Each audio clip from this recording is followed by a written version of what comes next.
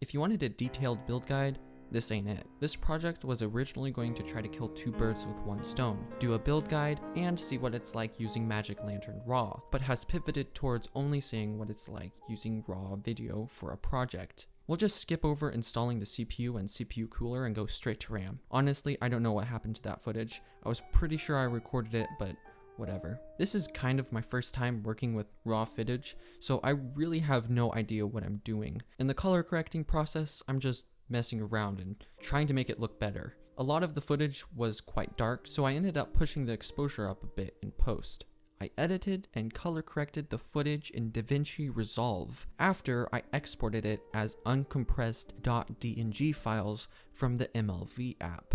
MLV app is actually pretty sweet, and it's also necessary because pretty much nothing else reads .mlv files. It can be pretty much a standalone raw video editor. It has a lot of features and looks similar to a photo editor. Quick touch-ups are easy to do in there and sometimes necessary, like setting the white balance, changing exposure, and highlight reconstruction. Those are especially important if you plan on exporting the footage in anything other than uncompressed DNG files, like if you export it as something like ProRes, where the white balance is burned in. It's then important to get it right before the export. By the way, DNG files are Adobe's digital negative file format that is also raw but is supported by much more software. Adobe says this file format is an archival format, keeping the images in their raw form while also being in a format compatible with a lot more than is compatible with camera-specific raw files. This is actually an awesome idea because who knows if the raw files today are supported by the software of tomorrow. So working on this project, there's been a few problems. I have no idea what happened that made the footage green. It happened with 3 clips, 2 being back to back. Also, it's not going away by setting the white balance. That was a joke, but no, really, I couldn't get the footage to look normal, so it's pretty much ruined.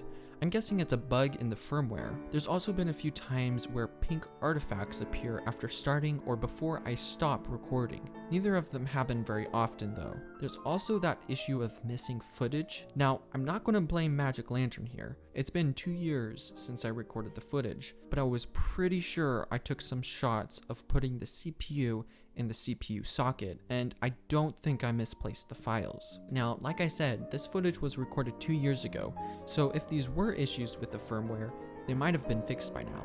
Okay, so let's talk about the footage then. Take a guess at what resolution you think this video is at and leave it in the comment section. I'm actually really curious what your answers will be. As you might have been able to notice, it's pretty low resolution. It's barely even breaking 720p in a few scenes. When viewing it on a 2.5-inch camera screen, everything looks good, but when viewing on a larger monitor, you can really see a lot more details and flaws. It's not like the camera can't record at higher resolutions, but I didn't want to do that.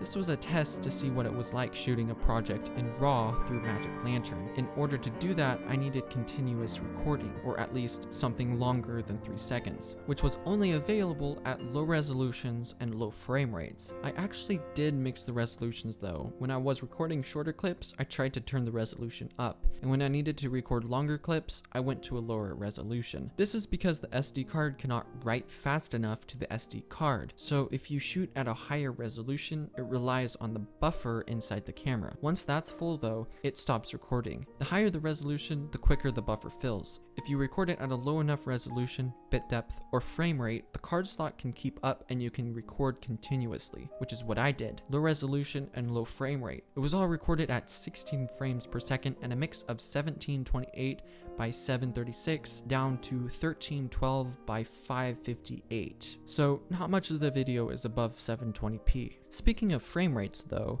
as you might have noticed, this video doesn't look like it's in 16 frames per second. The reason for that is because it's not. More details coming in another video. So anyway, that's it. I've been sitting on this footage for a few years now and just wanted to put it together and see how it turned out.